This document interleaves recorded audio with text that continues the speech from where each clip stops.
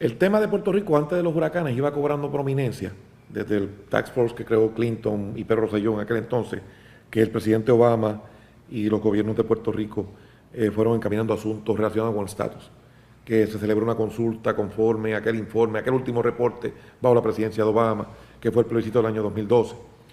Luego de eso, el caso de Sánchez Valle, que llegó hasta el Supremo Federal, además de eso, la discusión de la propia ley promesa, el intento del pasado gobernador del Partido Popular de aprobar una ley de quiebra criolla, ¿verdad?, que fue impugnada en los tribunales y derrotada en los tribunales. Todos esos temas estaban floreciendo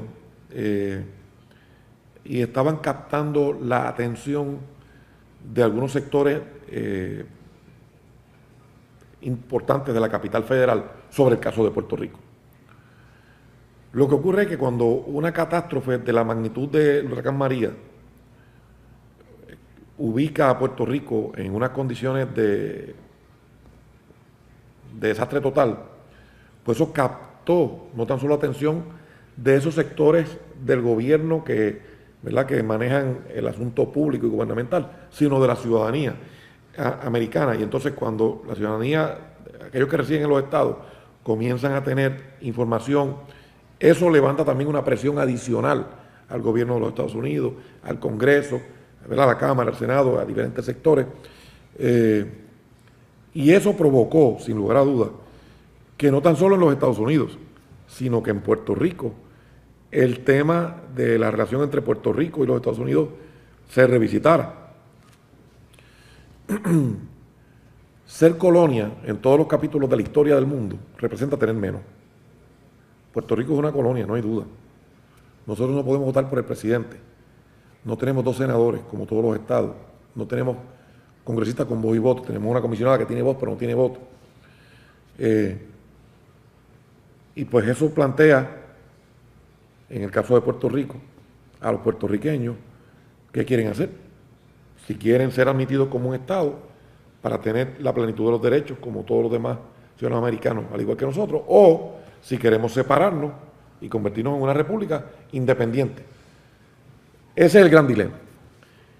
A lo que representa el gobierno de los Estados Unidos, pues los pone en vergüenza, porque el gobierno de los Estados Unidos siempre ha tenido un discurso gris y complaciente en cuanto al caso de Puerto Rico.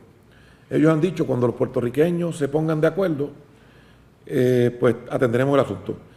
Pero en opiniones del Departamento de Justicia Federal, en discusiones en la Cámara y el Senado Federal, inclusive en discusiones en Casa Blanca y en el propio comité especial que se creó para asuntos de estatus, y en el caso de Sánchez Valle, se ha dicho claramente que somos una propiedad del gobierno de Estados Unidos. Bueno, pues si los puertorriqueños no se ponen de acuerdo, por la razón que fuera, ellos tienen la responsabilidad de actuar para decidir qué van a hacer con los ciudadanos americanos que están aquí en la isla. Así que no es una responsabilidad que recae sobre los puertorriqueños solamente, porque ha habido 2 consultas en las cuales el pueblo de Puerto Rico ha pedido contundentemente ser admitido con un estado, y entonces ellos, no, vamos a dar eso para luego. Así que es una responsabilidad compartida y crea un problema. Por ejemplo, para mí, Barack Obama en La Habana, en su histórica visita a La Habana, pronunció un discurso en el teatro ante varios cubanos, creyendo que estaba poniéndole presión al gobierno cubano, cuando dijo que los gobiernos tenían que ser electos por el pueblo y que tenían que tener derecho a participar.